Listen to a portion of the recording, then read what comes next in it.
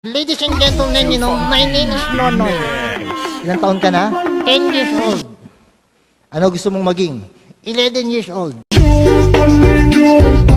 Hindi, ibig sabihin, ano gusto mong maging paglaki mo? O, tagnalaki na ako. Ano gusto mong maging? Gusto ko naging sundalo. Sundalo? Bakit? Ngayon pa? Bakit? Ang sundalo pinapatay ng kalaban. O sige, gusto ko na lang naging kaladan. I think you have to think of other career naman eh. Halimbawa. Halimbawa, pag malaki ka na, pwede kang maging magsasaka. Ha? Ako nagsasaka? Bakit? Ayoko maging nagsasaka. Ayoko. Uy, huwag mong gaganyanin na magsasaka ha. Bakit? Importante sa buhay natin na magsasaka. Bakit to?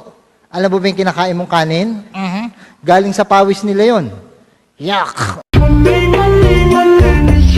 Ang ibig sabihin, pinaghihirapan nila yun.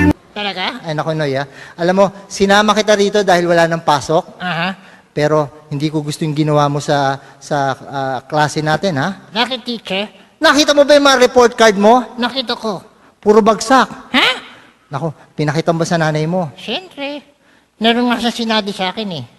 O ano sinabi ng nanay mo sa'yo nung nakita niyang bagsak ang mga grades mo? Sasabihin ko, Sabihin mo sa amin. pati bad words.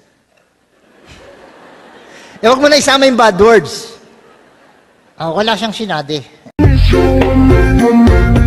Ang mahirap sa inyong magkakaklase, bakit ganyan kayo? Bakit to? Sa basketball ang gagaling nyo. Pagdating sa exam, puro kay palpak. Teacher, common sense lang eh. Anong common sense? Sa basketball, okay ang teamwork. Sa test, hindi. Hindi na ibig sabihin eh. Kasi ikaw hindi ka nag-aaral eh. Bakit to? Lagi kitang nahuhuli, nangungopya ka. Ha? Yung katabi mo, kinokopyahan mo. Anong masama doon? Huy, masama ron ha. Pero alam yung kakaiba rito kay Nonoy? Bakit? Ang kinokopyahan niya, yung pang pinakabobo sa klase namin.